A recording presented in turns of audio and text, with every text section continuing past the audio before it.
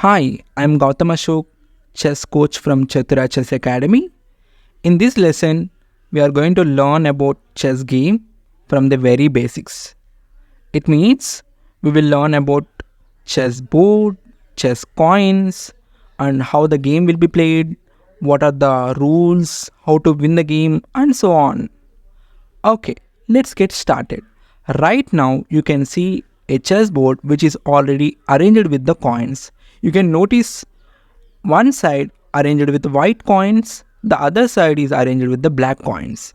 It means this game is played between two players. One player will play from the white side, the other person will play with the black side. So, this is how the game will be played.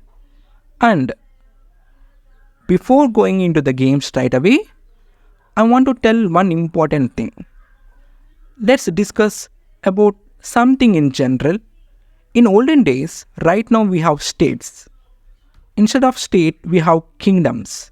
Any particular place, we call them as kingdoms. We have kings as a leader or the ruler. Right now we have president, but in olden days, we have kings. And in olden days, in any kingdom, we have animals. They use for traveling. The animals are horses, camels, elephants. But when there is a war, they will also come and involve. And for sure, we have soldiers with the different weapons like swords and iron weapons, different weapons. They will also come and participate in the war. So why the wars will start? Let's say one kingdom wanna occupy the other kingdom. They will declare a war and they will try to arrest the enemy king. If they arrest the enemy king, that's the end of the war. They won the war. They will get the enemy kingdom. So likewise. So this is a brief history about olden days and the kingdoms. The same thing we can see in the chess games also. This is similar to the wars we are doing for fun over the chessboard. We can see the same things like king, queen, and this horses, elephant, soldiers, everyone. So similar to the wars in olden days, but we are doing over the chessboard. Okay, now let's come back to the chess game. Here you can see the chess coins, right? Slowly I will introduce about every chess coin and how they move. But first, right now, I wanna empty the board. I just wanna tell about chessboard first, and then we will learn about chess coins.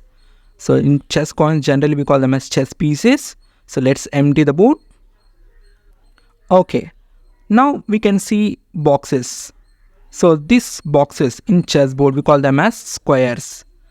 One is white color square, the other one is brown color square. You can notice that different color combination. Instead of brown color, you may have seen black, green, blue, etc. So let's make it simple. The light color and the dark color. Instead of white, what I am calling it as? I am calling it as light color. The other color is as dark color. This dark color may be brown, may be black, may be green, may be blue. Okay, so let's make it simple. Light color, dark color, light color, dark color. Likewise, light color, dark color. Okay, while arranging the chessboard, make sure that the right side corner, let's say we are playing from white side, the right side corner should be light color. And the same thing will be to the black player also. Let's say that is the right side corner to him, that will be a light color. This is the right way of arranging the chessboard. Chessboard is like war field where we do war. So now we need our teammates to start the war. So let's bring our teammates into the chessboard. So king is the most important person in any kingdom. Let's assume half of the place, half of the territory in the chessboard is our territory, and the other half of the territory is enemy's kingdom, enemy territory. So in our territory, our army will take place. In the enemy territory, their army will take place. King is the most important person. So observe the king place. The white king placed on the dark color square. Remember this point. By the way, this is the symbol of king crown. That is how you can identify the king. In the kingdoms, along with the king, there will be a queen with a diamond crown. This is the diamond crown, that is the symbol of the queen. So she is the queen. We also have elephants in kingdoms. In chess, we call them as rooks. We have two rooks in the white team. You can notice them. They are placed in the corners. If you observe, they look like elephant leg in reverse. So it means they resemble elephants. In real, we call them as elephants, but in chess game, we call them as rooks. We can also see horses in the wars. Yeah, we have horses in chess game also. We call them as knights. Now we can see the knights placed next to the rooks. We have two knights. And then comes camels. In general, we call them as camels, but in chess, we call them as bishops. Okay, next to the knights, we have bishops. And remember one thing, I'm calling this as light color bishop because it is placed in the light color, and the other one is as dark color bishop. Why I am specifying it as light color bishop and dark color bishop?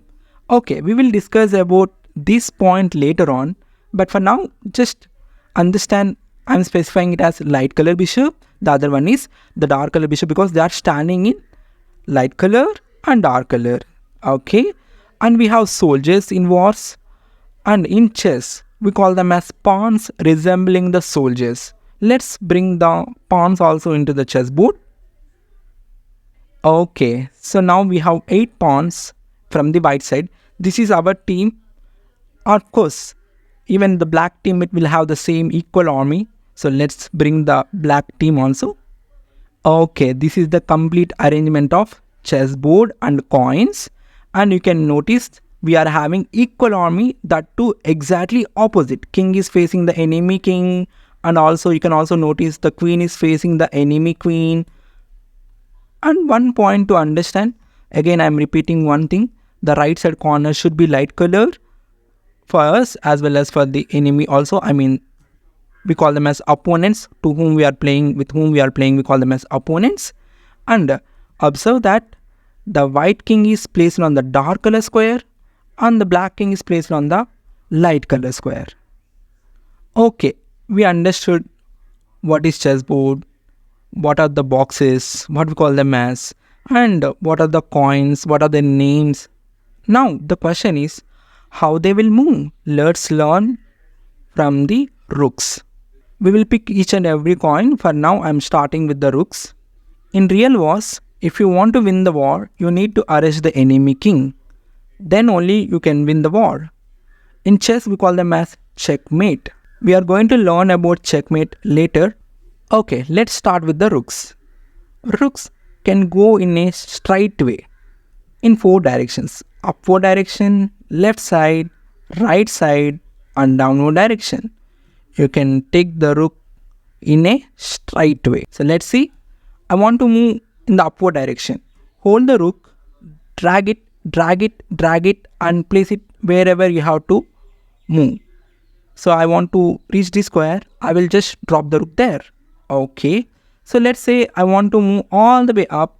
Okay. Hold the rook, drag it, drag it, drag it, drag it. But you have to stop here. That's the edge of the chessboard, and you have to stop there. You are limited to the edge of the chessboard. Okay. So now let's see in the downward direction. Hold the rook, drag it, and place wherever you have to reach. I want to reach to this square. Yes. So if you want to reach only one square, yes, you can reach only one square.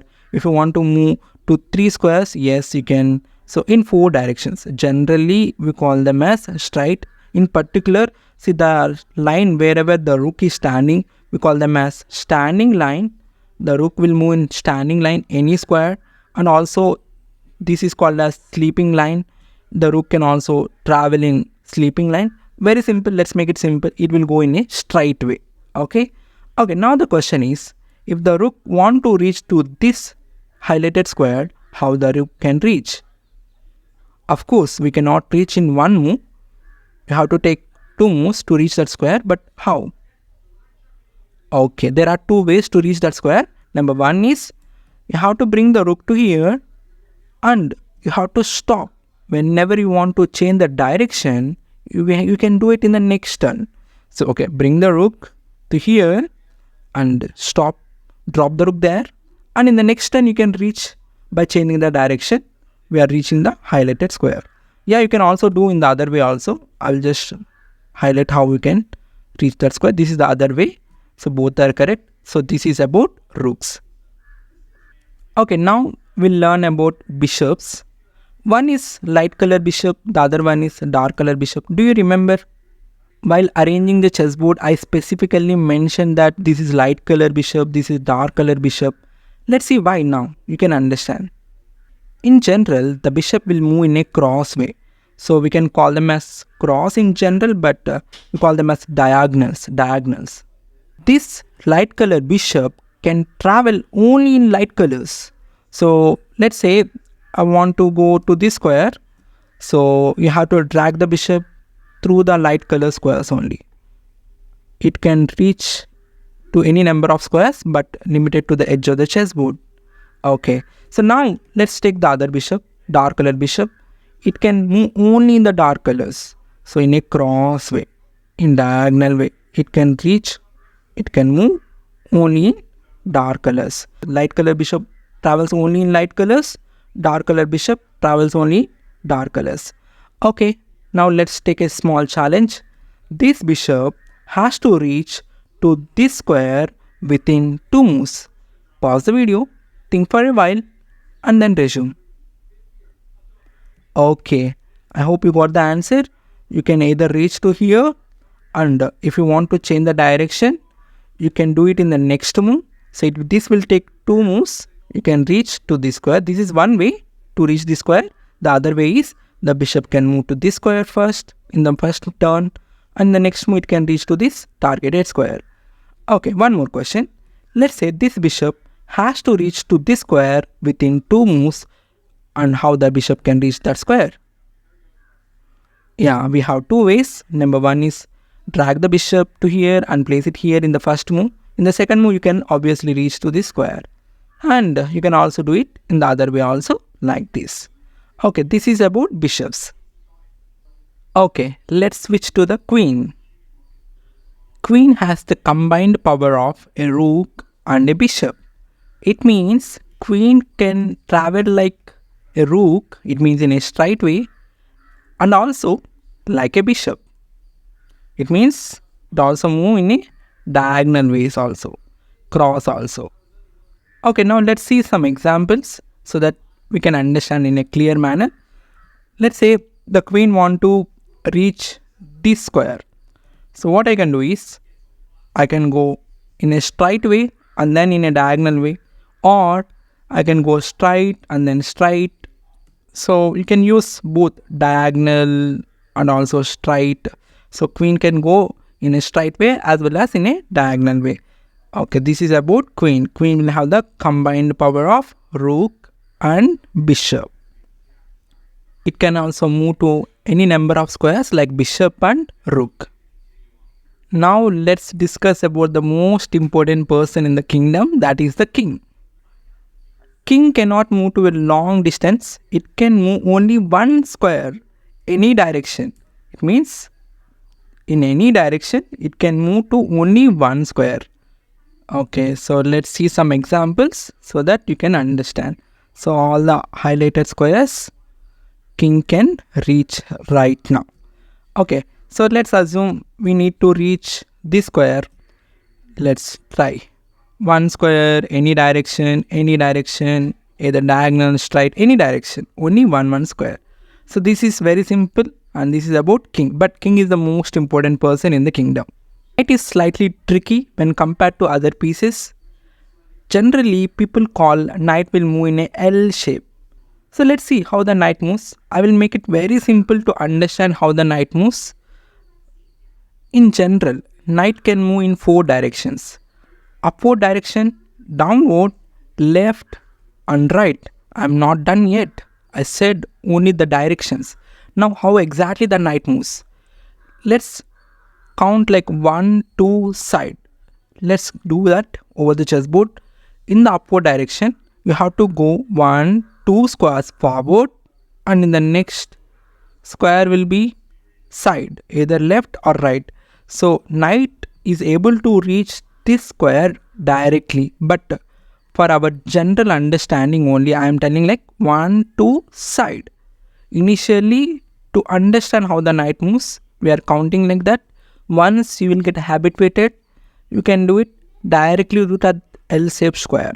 Okay, so in the upward direction, you can either reach to 1, 2, side, either this square or either left or right, this square also. So the knight can reach to this square and also this square. You can choose any of them. So let's see in the downward direction to understand 1, 2 and then side. This is the square where the knight can reach. Let's do one more time. 1, 2 and then side. This is the other square where the knight can reach in the downward direction. Let's do in the right side direction. Let's do in the right side direction. 1, 2, side. Either left or right. So ultimately the knight can reach to this square or to this square. Let's see in the left side direction. 1, 2, side. So this is the square where the knight can reach, and also this is the other square where the knight can reach. Okay, what is L shape? So whatever the move the knight is able to make, that will be like in L shape. So right now you can notice that that looks like L. That is why people call L shape, L shape, L shape. So now let's make some moves with the knight. L shape, 1, 2, side. Okay, L shape, 1, 2, side, L shape. So this is how the knight moves. Okay, so I'm giving a small challenge to you right now. So let's say the knight has to reach this square within 2 moves. How the knight can reach to that square within 2 moves? Okay, so 1, 2, side. The knight is able to reach to this square in the first move, directly to this square, and the next one is 1, 2, side. Once you are habituated with directly in the right square in the L shape, then no need to count L shape. Okay. So, and one more important point about the knight is the only piece that can skip over the other pieces. So remember this point, we will learn about this in detail later on, but one point to remember about knight is having special ability when compared to other pieces. Knight can skip over the other pieces. This is the only piece that can skip over the other pieces. Okay, now we'll discuss about pawns. In wars, we call them as soldiers.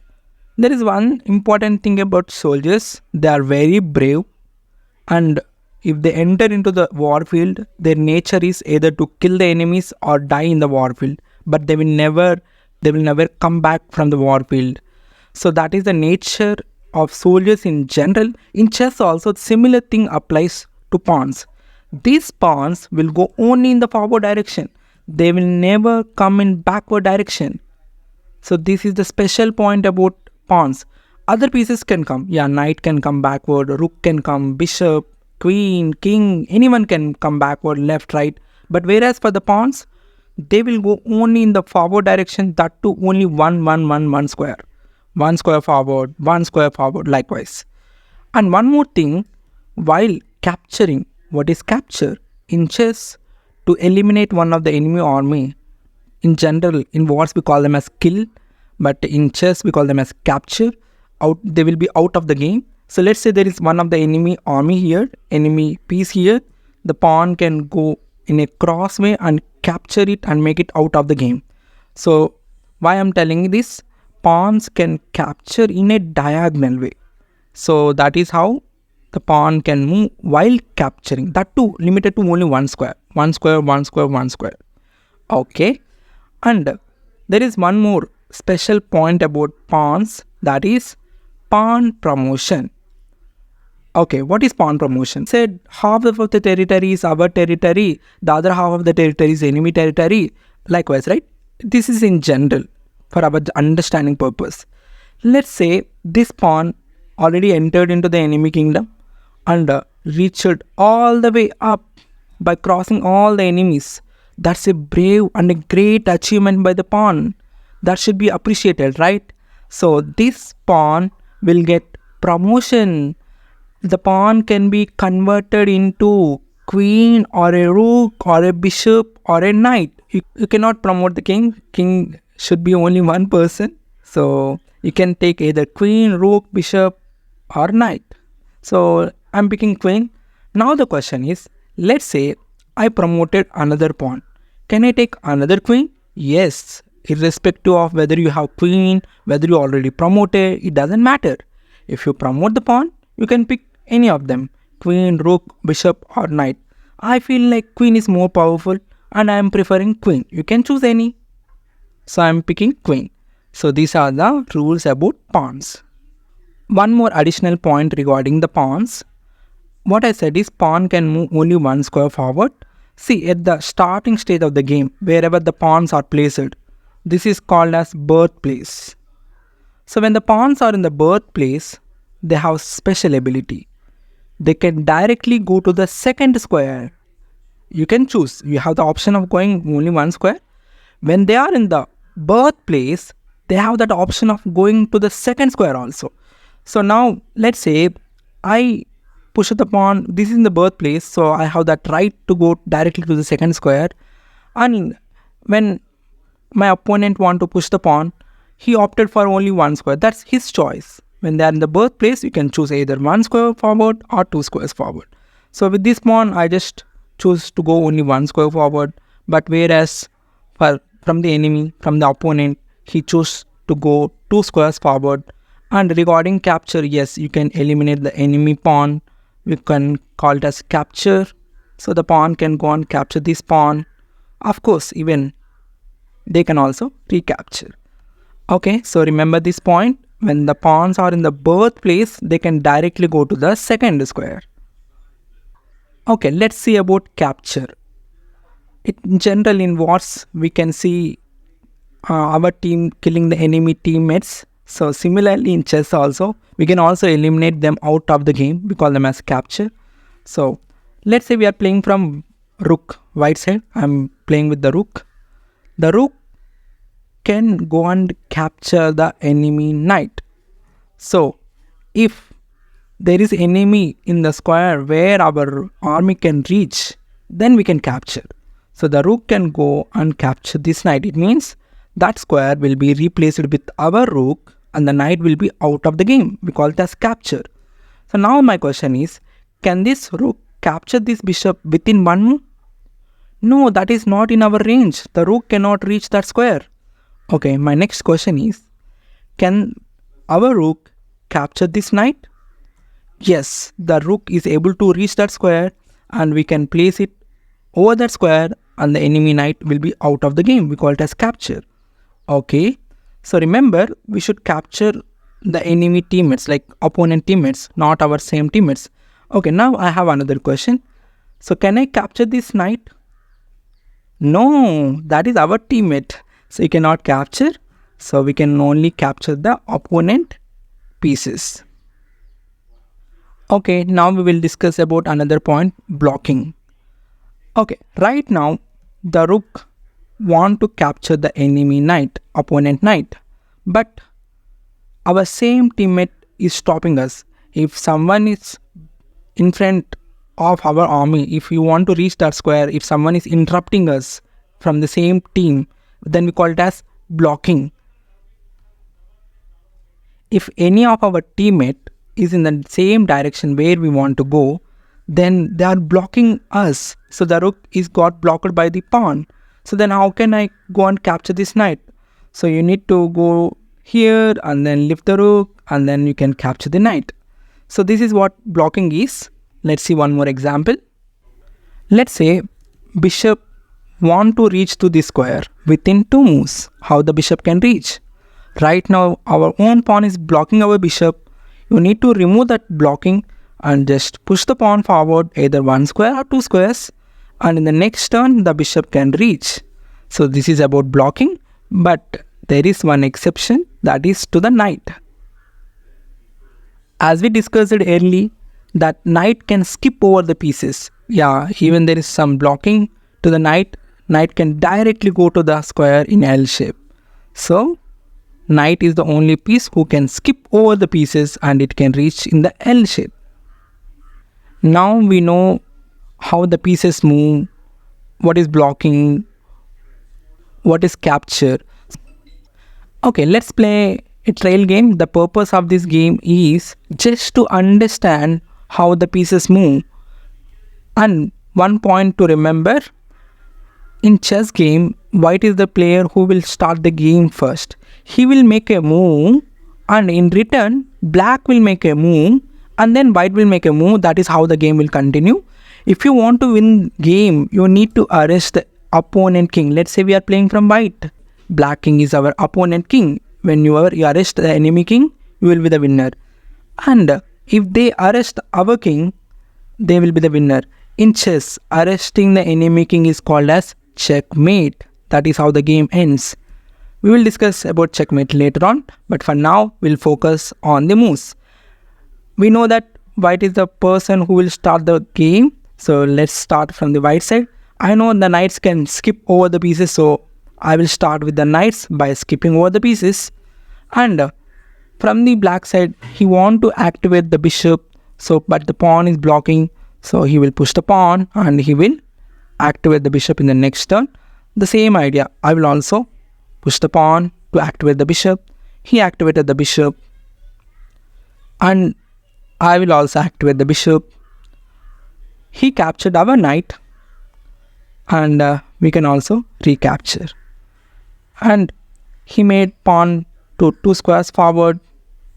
I made pawn to only 1 square forward, and again he activated the knight.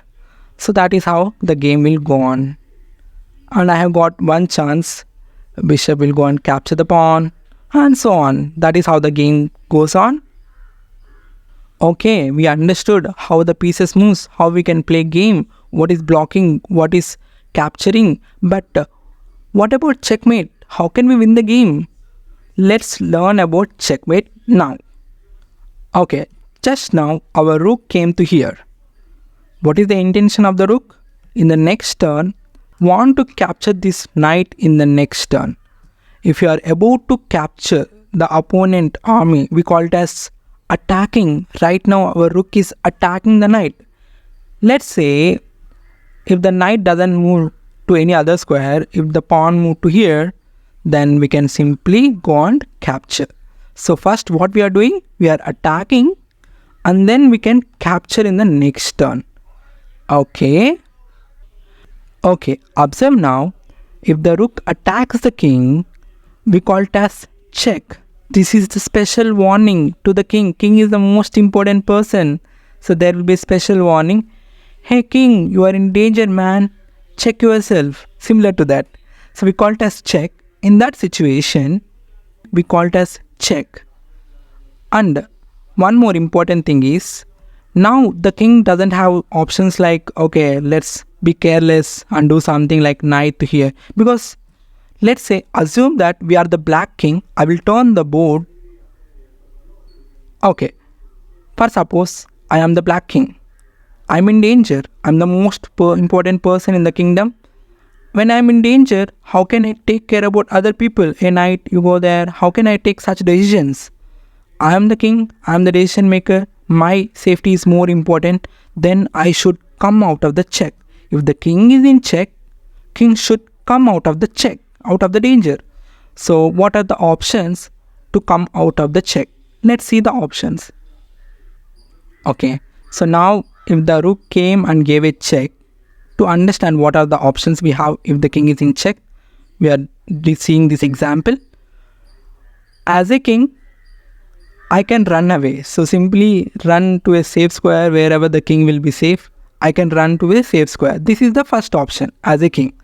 Second option, one of the army will come and say, king, I will protect you. I will block. I will just stop the enemy. I will just block the enemy. This is called as blocking.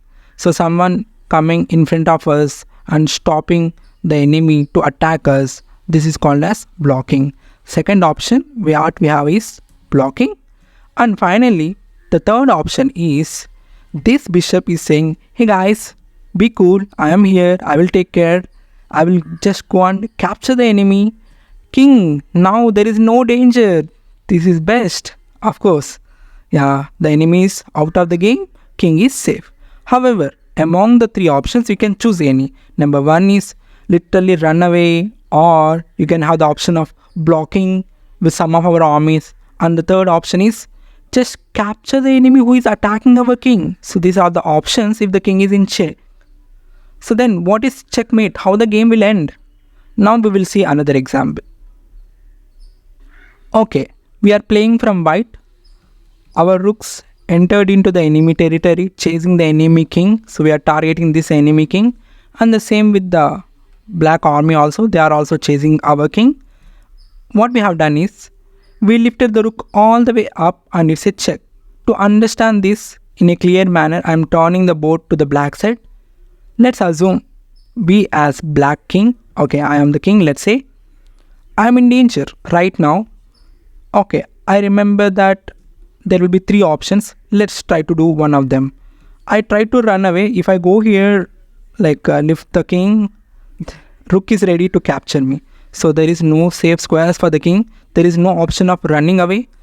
I am asking one of my army, hey, come on, please block, just help me. So the bishop is saying, sorry king, I can't block the enemy. I can't do any help in this situation. The knight is also saying the same thing. I am very far from you. I can't do that. Okay, at least go and kill the enemy who is attacking me. Go and capture this rook who is attacking. Sorry king, he is not in my range. The knight is also telling the same thing. Sorry king, he is not in my range.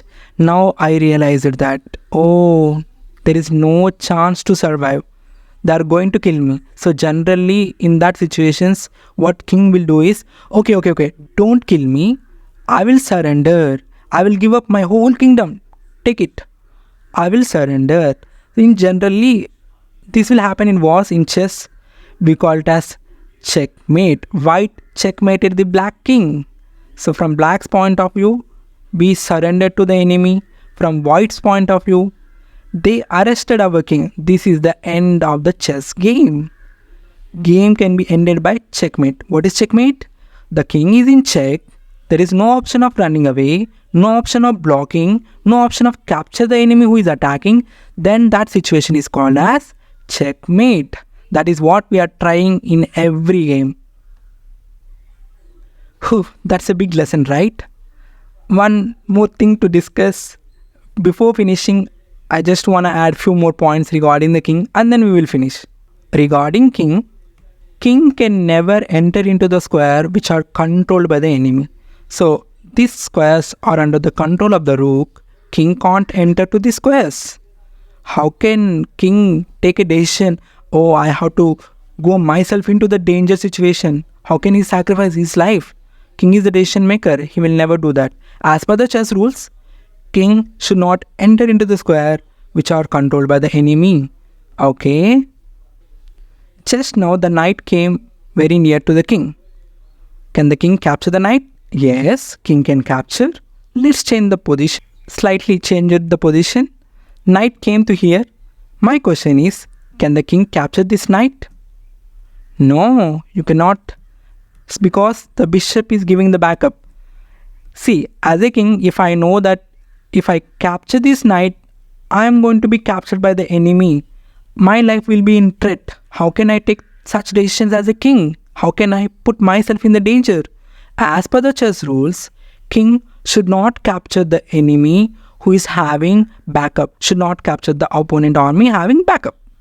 These are the rules regarding the king. Wow, we are done with the basics. Now you can start your moves and you can start checkmating the opponent king. All the best. Hit like button if you like the video. Subscribe for more chess content and share to your friends. For more chess training, I'm giving the links in the description as well as in the comments.